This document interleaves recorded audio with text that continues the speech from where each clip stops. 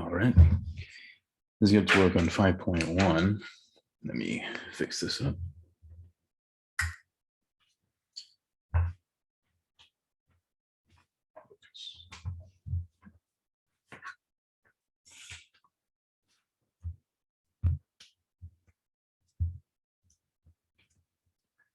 So 5.1 is basically the introduction to pre-cal.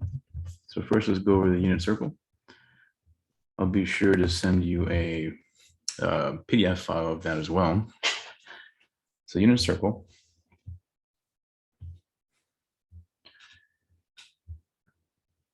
So the unit circle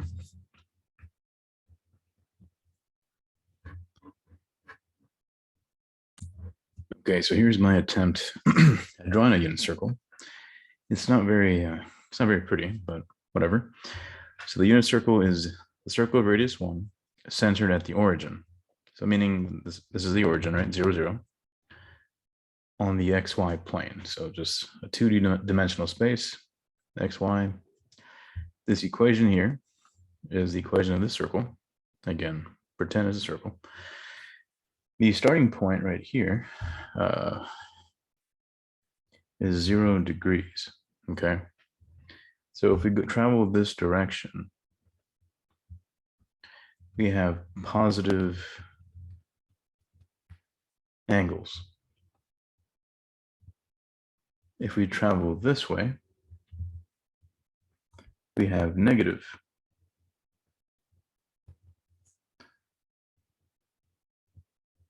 angles. Okay, so starting point's there. Over here is 180. So if I go all the way to here, that's 180. I'll go all the way this way, that is also known as 360, right? If you go all the way around and end up where you started, 360. Okay, so just a quick intro. Now let me give you a better picture. Well, just underlining that idea. So this is my initial side, right? Like this is my initial side, I'm going this way. This would be my terminal side. To go in this direction is some angle, right? This is the terminal. So that we consider this positive. Now, similarly, if we start here and go this direction, then this is a negative angle.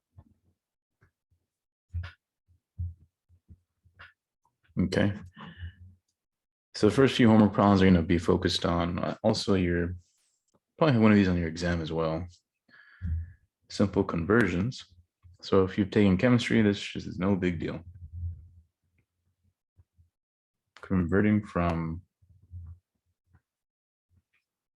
degrees to radians. Okay, so converting from degrees to radians and radians to degrees. So quick note here. If we're going from degrees to radians, use this conversion factor.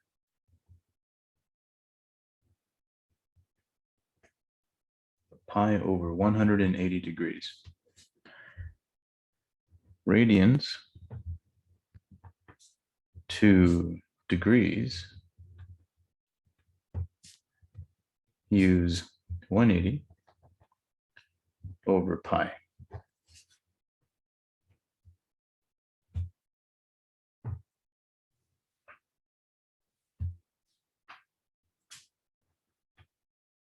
Okay. So first example, let's do it on the back, I guess. Not enough space. Well, we might have space for part A. Right, part A. We know that we said just a minute ago, going all the way around is 360. It's also 2 pi. So change 2 pi into degrees. The answer should be 360. So what you would do is multiply by, so this is radians, I want to go to degrees. So basically the pi's will cancel. I'll show the work. 2 times pi times 180 over pi. So these pi's cancel, giving me 2 times 180, which is 360 degrees. So you see how the pi's are gone, and I'm left with degrees. So when they cancel, so you want to cancel pi when you're going to degrees. If I'm going to from radians to degrees, cancel pi. If I'm going from degrees to radians, cancel degrees. So let's do another one. Okay, part B, I want to change 90 degrees into radians. So that's going to be pi over 2, but the way we get there is multiplied by this conversion factor. All right, so degrees will be on the bottom. So you're going to have 90 degrees times pi over 180 degrees. So the degrees basically cancel. So now I'm left with 90 pi over 180, which will reduce to pi over 2. So this is now in radians.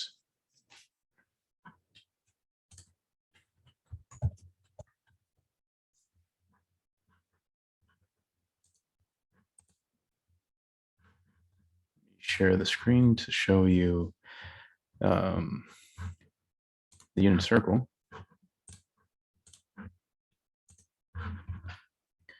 So this is 0 degrees. If I go over here, that's 180, which is also pi radians. 270 degrees or 3 pi over 2. Up here from 0 to 90, right? That's also pi over 2. So you can actually see the radians and the degrees on your unit circle. So I'm going to send you this with these notes after this lecture.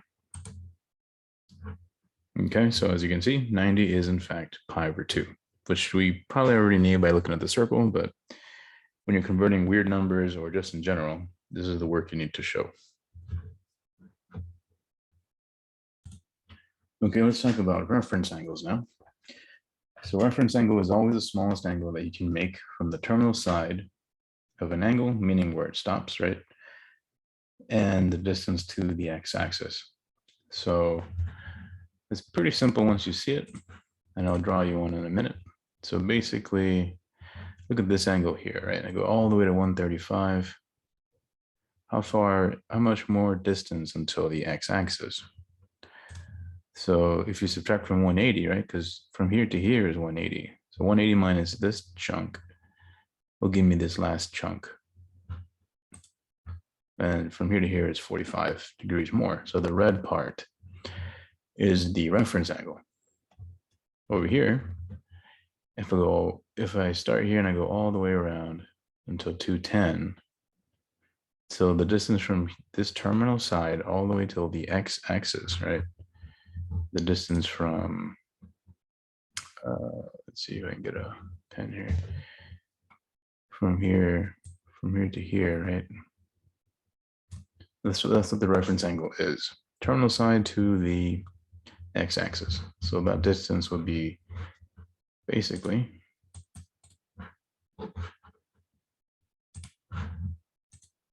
$30, right? So that's all you have to do is find that distance. How far is it up until, we know the entire full circle is 360. So if I go from here all the way to here, that's 360.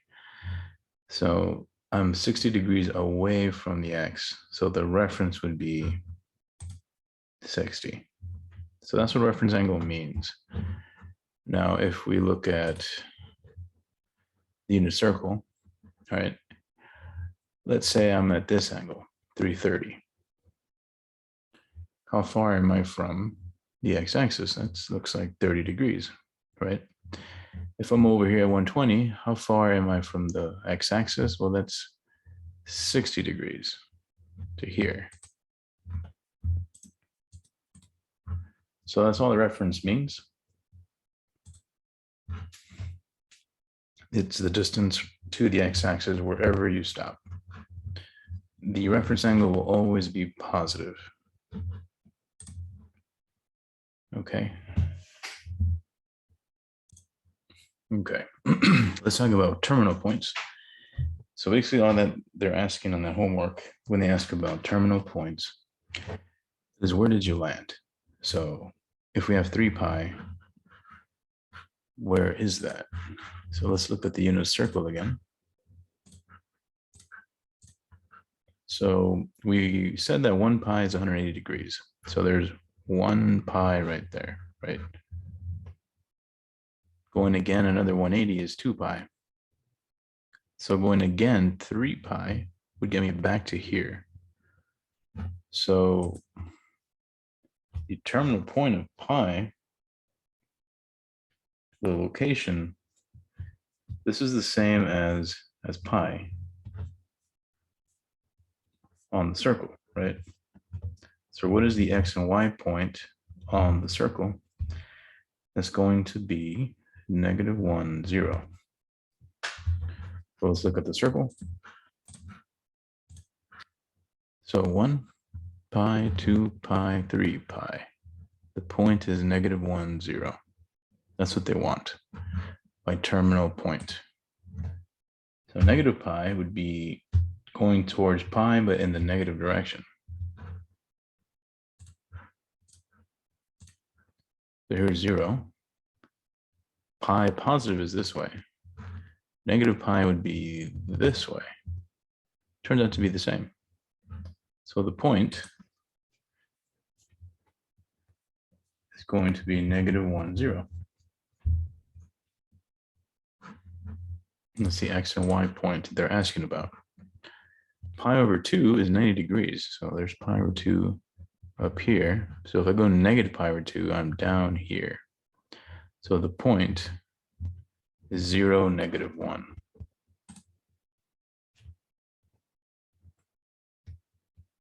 So those are terminal points. So normally they're going to ask about terminal points, reference numbers, and maybe about converting angles. But if they don't, it'll come up anyway. Okay, so the homework will be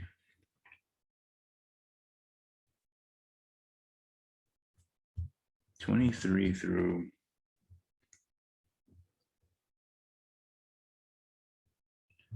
53 odd). So nothing too long. I don't see anything about angle conversion, but it will come up eventually. Let's go to the next section. Okay, so here they're going to define the trig functions. So the trigonometric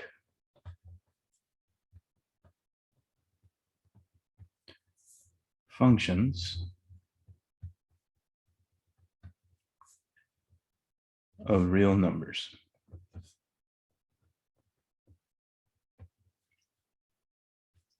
So let me write some definitions. So the first definition will be for a terminal point. Basically it's going to be the definition that we're going to refer to in order to get sine, cosine, tangent. Okay. So here we go. Okay, so let theta of b any real number, and let p of xy be the terminal point on the unit circle determined by theta. So basically you go around the circle by some angle, you land on p. X and y refer to these x's and y's. So that's how the sine, cosine, etc. are defined. If we look at the circle, right? Let's say theta is, I don't know, 30. So this is the pxy they're talking about. So cosine of 30 would be the x value. Sine of 30 would be the y value. That's what this is talking about. X, y. Tangent is the ratio of the y over the x. So you'll have to divide them in order to get the tangent. Secant is the reciprocal of cosine, so you just flip it over. Sine is cosecant is the reciprocal of sine. Cotangent is reciprocal of tangent.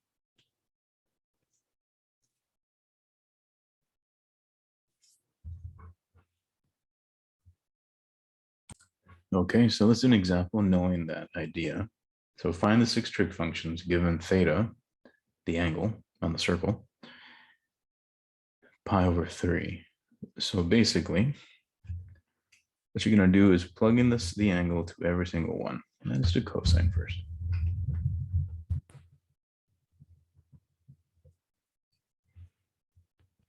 Cosine of pi over 3 is equal to, so we have to find what it says on the circle, right?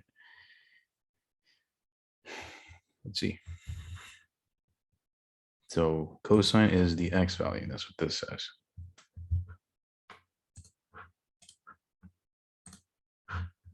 So cosine of pi thirds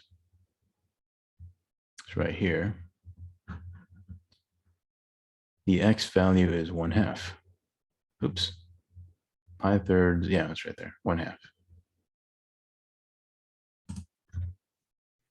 So there's the x. Secant of pi thirds is the reciprocal of cosine. So just flip this one over. 2 over 1, which is just 2, right? So we don't have to write the over 1. Flip it over and you get 2. Now, sine of pi over 3 is the y value. So we'll go back to the circle. I recommend you print one out when I send it to you. You can use that on a test if you want. Just bring it with you. Sine of pi thirds is square root 3 over 2, right there.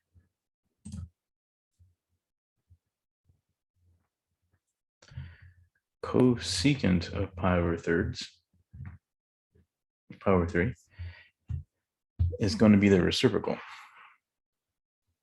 So just flip this guy over. But when you do, you end up with a square root on the bottom. So you have to rationalize. So multiply the top and bottom by a form of 1, which will basically force the bottom to be squared to get rid of the radical on the bottom. Now, if you forget to do that, it's not a big deal, but that is something that we're supposed to do. Okay. Now, tangent of pi over 3, and we said that's the same as y over x. So divide y by x. So square root 3 over 2 divided by 1 over 2. These guys will flip. You will multiply by this, which gives you square root 3.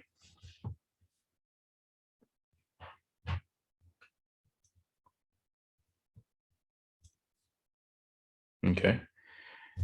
Cotangent is the reciprocal of tangent, so just flip over that result. So that will be 1 over root 3.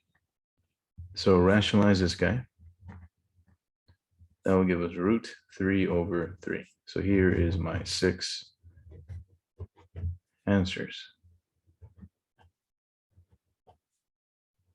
Oops, smeared it.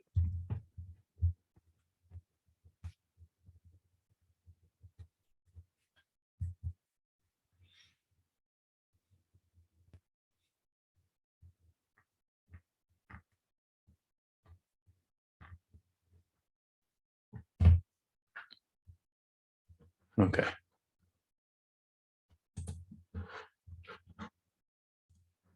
Okay, let's do another one. So let's assume that theta is 90 degrees. So cosine of 90 will equal something. Then we'll do the reciprocal right underneath. Sine of 90, cosecant of 90, tangent of 90. And we'll do that over here, I guess.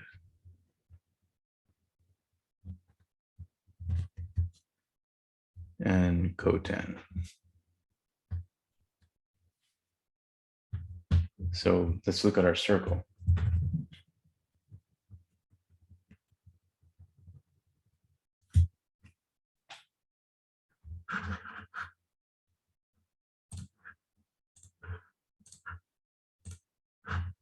So right here, cosine of 90 is pi over 2. So cosine is the x value. So cosine will be 0. Sine will be 1. Right? That's how they were defined. Secant is a reciprocal, but if you flip this over, what happens? You get 1 over 0. So that's undefined. This, if you flip 1 over, it's still 1, so who cares? Tangent of 90 is equal to y over x, which would be 1 over 0, which is a problem. That would be undefined as well. Cotangent, though, would be the opposite. Right. I'm just going to write a note here for you. This is a problem. Cotangent would be the reciprocal, 0 over 1, which is fine. So this guy is okay. This is undefined. This one's fine, fine, and so forth. Okay, so that's all you have to do is you look at your circle, get the x and the y, if it's sine or cosine. Take the reciprocals for secant and cosecant. Tangent is y over x, or dividing the cosine by sine. And then it has its own reciprocal. All right, let's talk about the signs of each quadrant. So this is the x and y plane, right? So the first quadrant, we know that everything's positive, right? Plus, minus. Just a quick reminder. If I go over here, this x becomes negative, but the y is positive. This will help us remember the values for cosine, sine, etc. 3, everything is minus here, negative. 4, everything is positive. Okay, so quick note, let me sum all this up for you. So basically, if we're in quadrant 1, all functions are positive. None are negative. For quadrant 2, sine and cosecant are positive. Cosine, secant, tangent, cotangent are negative. If we're in quadrant 3, where x and y are negative, tan and cotan are positive. The rest are negative. Quadrant 4, only the x values are positive, right? So cosine and secant are positive. The rest will be negative.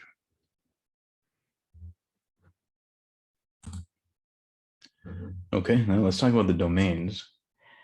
So the function for sine and cosine, you can plug in whatever angle you want. The domain is all real numbers. Tangent and secant, you can plug in anything except pi over 2 or any multiple of pi over 2. So basically, pi over 2 or 3 pi over 2, any odd multiple. So that's why I tacked this n pi over here. So if I add a pi to it, I'll keep landing on 90 or 270 over and over again. N is defined to be an integer. That's what this notation means. N is an element of I, where I are where I is the set of integers. Cotangent and cosecant, same thing, all real numbers except multiples of n pi. So 1 pi, 2 pi, 3 pi, 4 pi, all the integers, pi times pi. So there's the domain, and here's where they're positive and negative. Now let's mention a bunch of formulas, and then we'll start some examples. Okay, let's talk about the even and odd properties. We've mentioned them before, gave the definition for even. As you can see, all of these are odd by definition, right? They don't absorb the negative. It ends up popping up in front, switching the sign to the opposite. Cosine and secant are even. If you plug in a negative, it's as if you plugged in a positive. So this absorbs negatives. So that's the even and odd properties. I believe we wrote that already before, so I'm not going to write the general form, but those are even, odd. Okay, so here are the reciprocal identities. So we said sine theta is equal to 1 over cosecant. So you can always go back and forward. Cosine is 1 over secant. Tangent is 1 over cotan. Cosecant is equal to 1 over sine. Secant is equal to 1 over cosine. Cotan is equal to 1 over tan. So these are things we're just going to have to put on our formula sheet. I'm going to use them later.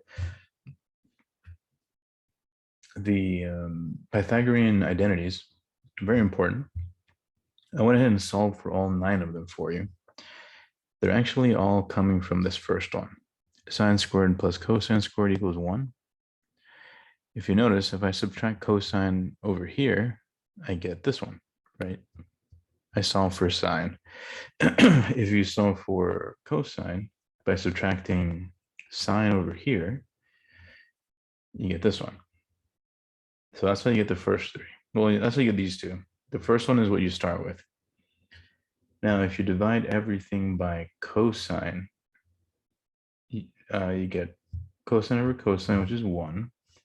Sine over cosine, which is tangent. 1 over cosine, which is secant. So that's where this comes from. Then you just move stuff around and make 2 more. So if I subtract the 1, I get secant squared minus 1. If I subtract the tangent, I get 1 equal to secant squared minus tangent squared. So then you look at the original again, divide by sine this time on both of them. Sine over sine gives you a 1. Cosine over sine is cotangent. 1 over sine is cosecant. So that's how you get this one. Then move things around and you get 2 more. Okay, so don't forget the quotient property, right? Cosine over sine is cotan. That's where we got how we got this one. Tangent to sine over cosine. That's how we got this guy. Okay. So those are all the properties we're going to be using in chapter 5 and 6 and 7. I'm just going to give them all to you now. Okay, then in the first few problems in your homework, we'll be just using a calculator. So just learning how to plug it in. Now, notice there's no degree symbol. So that means you have to go into your calculator and make sure it's in radian. So just go into mode or settings and you should be able to find it. If you have any issues, I can show you in person. Once you've done that, just hit sine of 2.2. So that'll be our answer. Then they'll tell us what's around 2. So that'll be 0.8085. Now notice on the next one, it says degrees. So go mode, degrees. So there is no cotan button. So you have to remember what is cotangent, right? So you're gonna have to do 1 over tangent of 28 degrees. That's what the reciprocal formulas say. So you're gonna do 1 divided by tangent 28 degrees.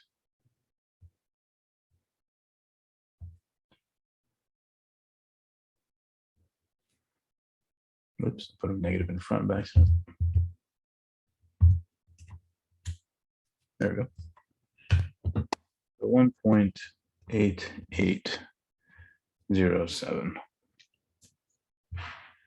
Example 3. Even and odd properties.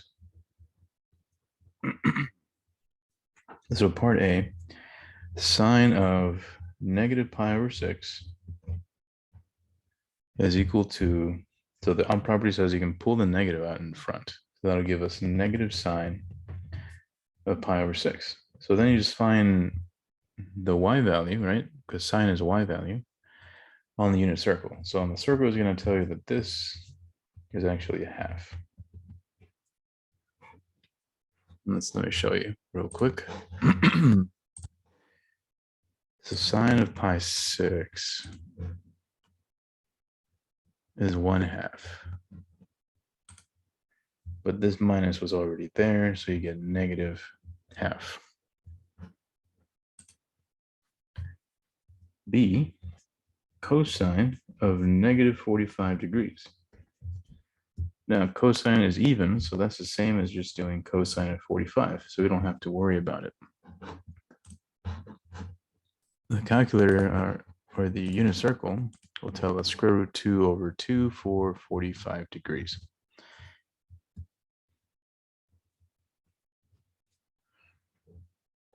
Okay.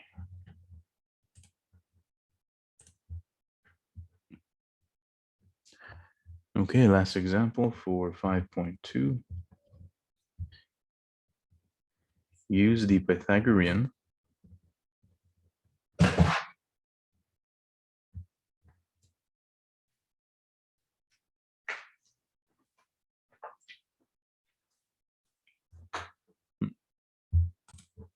Okay, so use Pythagorean identity to find the remaining trig functions. So cosine is equal to 3/5. So they're giving us this information, and they're telling us that theta is in quadrant 4. So basically what you need to do is use this formula.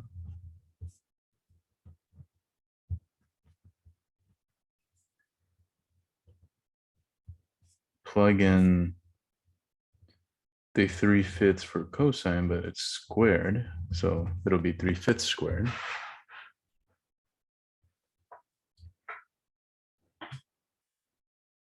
So that'll be equal to, so subtract that over, 1 minus the square of this guy, that'll give us a 9/5.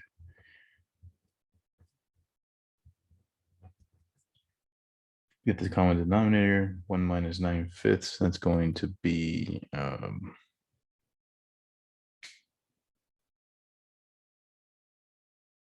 actually that should be 25.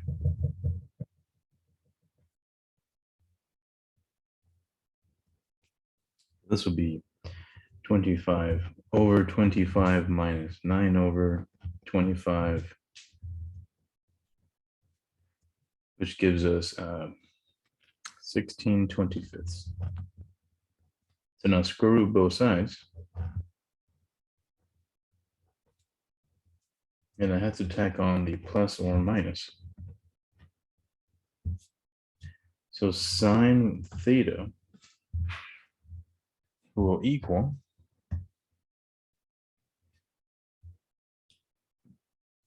quadrant 4, sine is negative. So it'll be negative 4/5. The square root of 16 is 4. Square root of 25 is 5. So there's sine. So I'm going to write it over here. Sine theta is negative 4/5. That means that cosecant, the reciprocal, would be negative 5/4. They gave us cosine to start with, so there it is. So the reciprocal would be simply flipping that guy over, 5/3. Tangent would be the ratio of this one over this one, sine over cosine. These will cancel, leaving you with a negative 4/3. Cotan will be the reciprocal, which would be negative 3/4. So there's all 6 trig functions. So you use this guy and the Pythagorean identity to find the missing parts. Okay. So homework, 5 through 15.